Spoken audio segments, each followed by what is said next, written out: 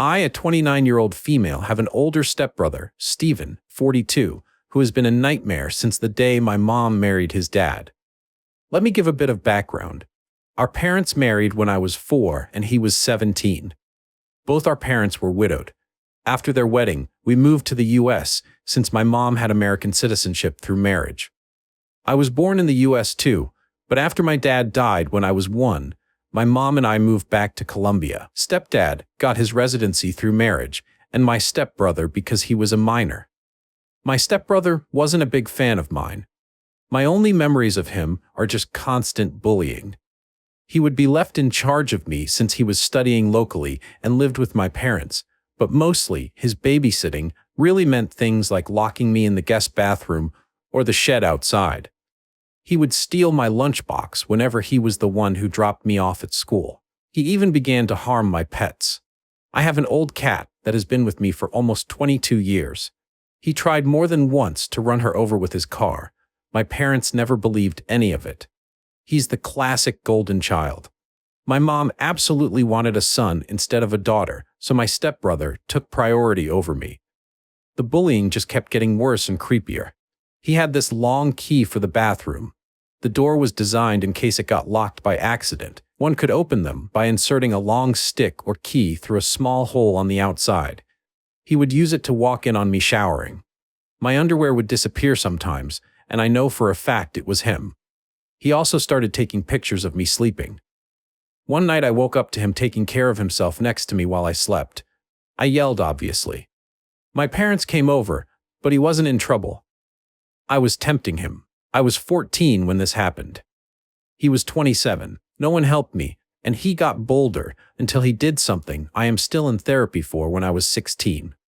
It got to a point where I called my biological half-older brother Harry, 48, and son of my biological father's first wife, to see if I could live with him and his wife Sarah during my last 2 years of high school.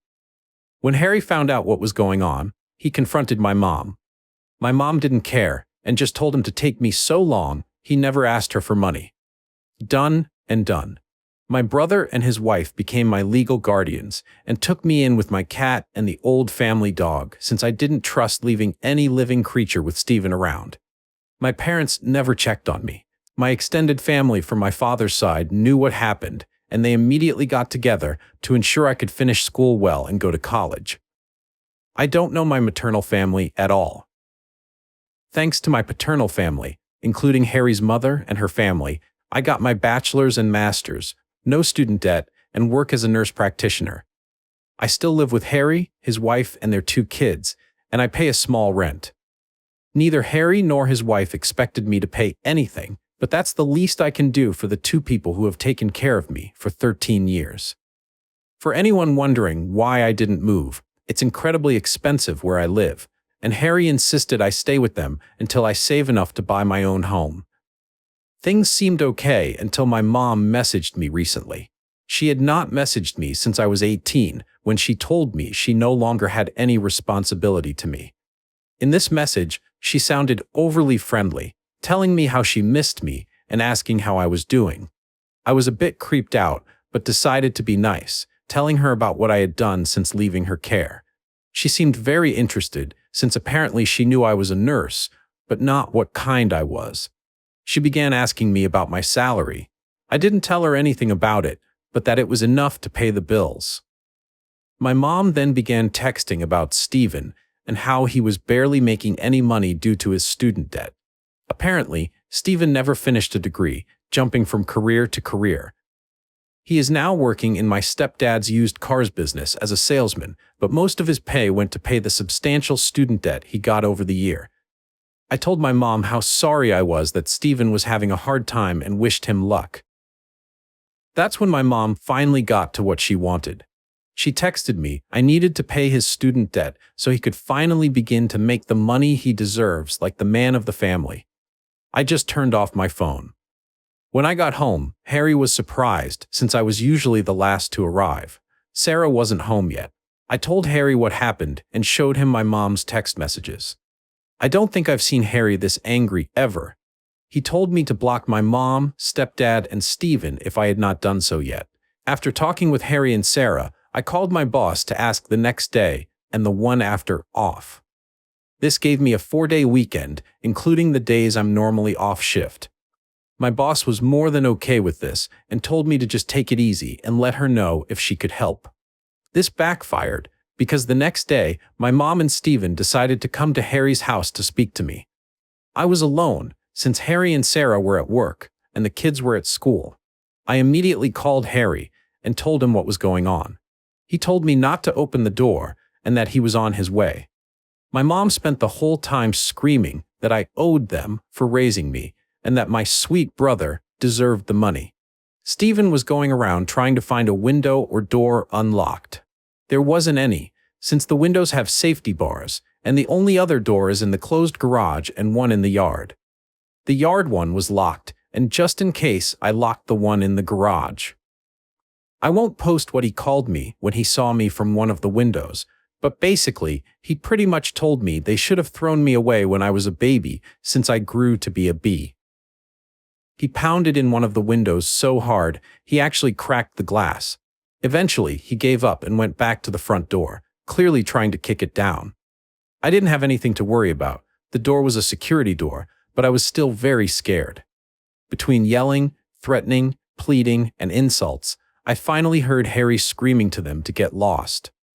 I only saw things from the window. Harry pretty much dragged them both off the porch.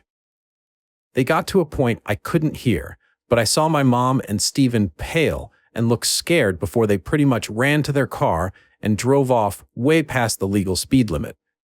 Harry came in a bit after and immediately went full overprotective brother mode, asking me if I was okay.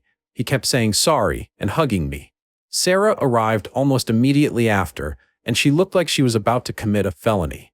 Apparently, Harry threatened him with filing charges for what he did to me when I was 16. My brother's ace, my stepdad, was willing to testify against his own son. That seemed enough to get Steven off our backs, but not my mom.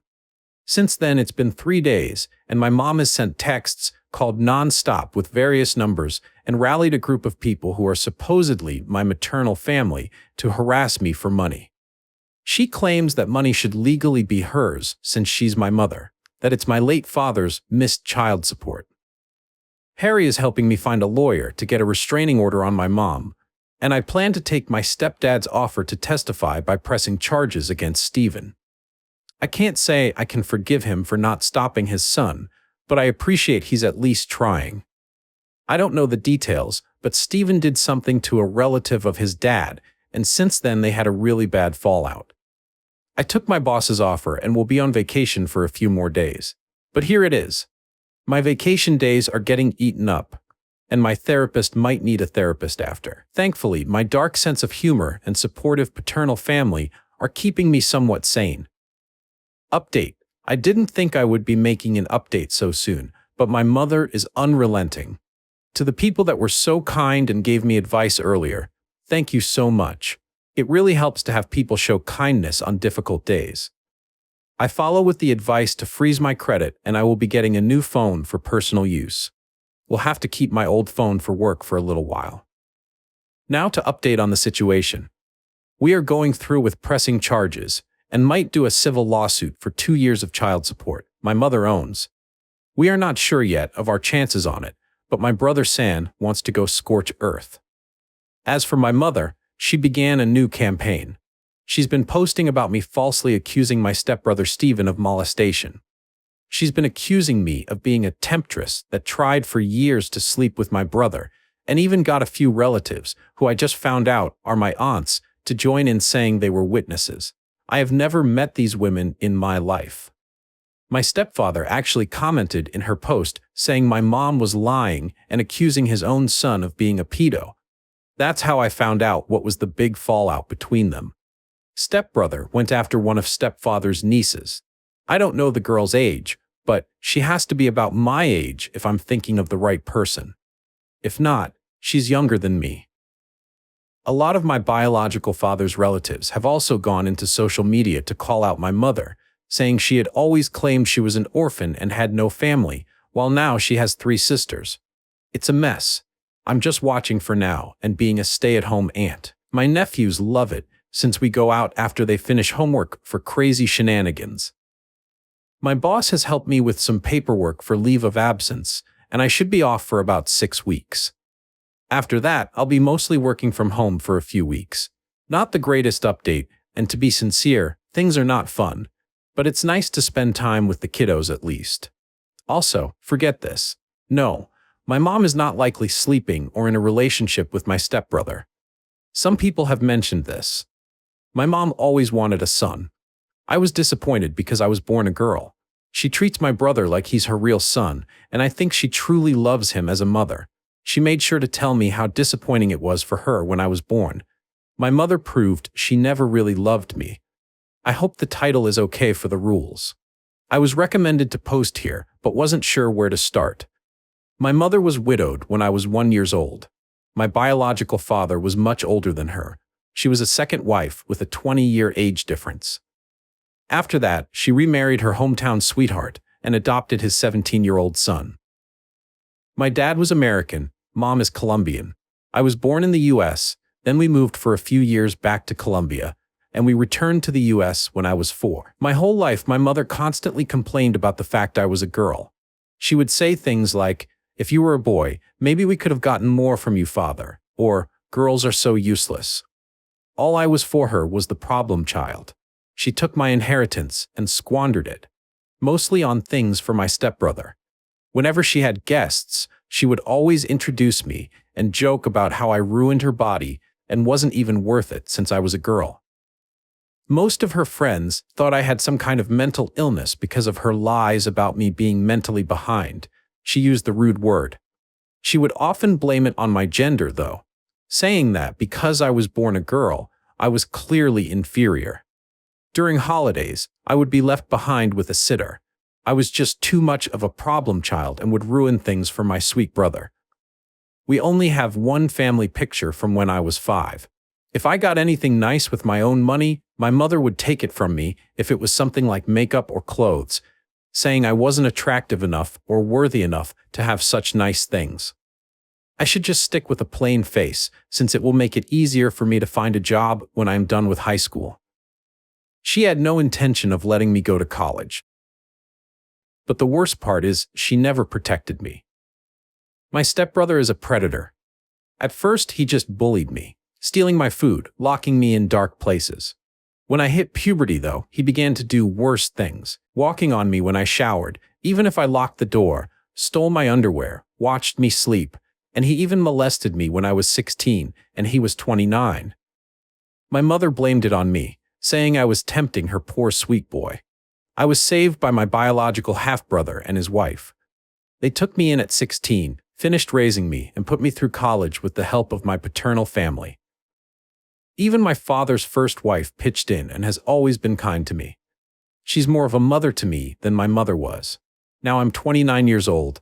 I have a good career as a nurse practitioner, and I'm saving to buy my own home. My mother found out about this and has been demanding I give her my money because she is my mother, and my money should be hers. She also demands that I pay my abusive stepbrother's student loans. Since I refused to fall on my dear mother's demands, she has now gone online to post that I am a temptress that is trying to ruin her son's life, and that I refuse to pay her back for all the care and love she gave me over the years. She even had some women that are supposedly my aunts join her in this. I never met any of my maternal family. As far as I knew, my mother was an orphan. Now I suddenly have 3 aunts that have seen how bad a person I am. My entitled mom steals my inheritance. Now she probably is going to prison. So, this might be my last update on the mess with my mother and stepbrother since we're finally starting the legal fights, but I finally had a good laugh. In my previous posts, I haven't said a lot about my biological father. He died when I was 1 year old, so I never really met him. I have one picture of him holding me when I was an infant. I mostly know him from stories from his family. What I do know is he was a man of means. He had a lot of assets that he had carefully divided in his will. Not so rich. I'll never have to work type.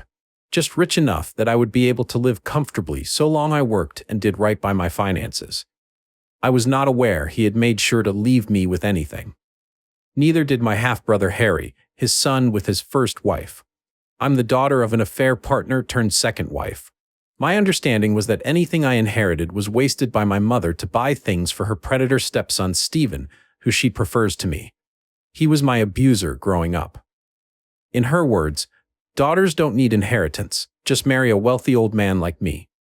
Well, since my mother and Stephen have been harassing me lately, we drove to my dad's lawyer to get some things we need from my dad's records for the lawsuit we are planning. He's a sweet older man, kinda looks like my dad a bit, and was my dad's best friend. When we met, he received me with a hug and told me how happy he was to finally meet with him. His wife was there too, and she also gave me a big hug and told me we needed to have dinner at their place. Once we all caught up, we found my mother had been faking receipts to get money from my trust. A lot of it, some of it from when I was under Harry's guardianship, and she's not the executor of my trust. She had to provide receipts for anything. She's been sending receipts for me because I'm still in medical school. I finished school in 2021. Well, her meal ticket not only got torn, and now she's in big trouble. Because this is fraud, and basically my hands are tied about pressing charges or not. She claims me as a dependent on her taxes, so my dad's lawyer would refund her for her expenses. He basically told me there's just no way we can keep this just in civil court. He had to contact the Internal Revenue Service and the police.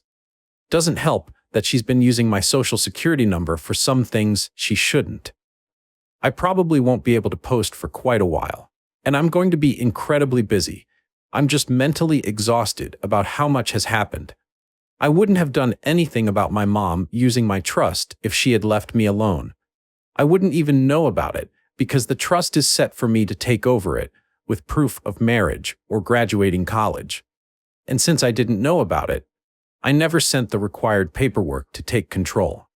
She could have milk it dry if she left me alone and just kept sending fake information. I am in the process of getting what's left of my trust. There's quite a bit in it and should be enough for me to get a house or condo if I mix it with my savings and still have left over to invest or do other things safely. I might wait for a while to buy anything though. I don't know how safe it would be since my mom still has my social security number. My entitled mother is begging me to reconcile. This is more of a personal rant than full-on update. Things are only starting on the legal side of things, so no real update or information I'm allowed to share. This is more on the personal side of things. Since I just came home from having my mother harass me in a bar, it was fun.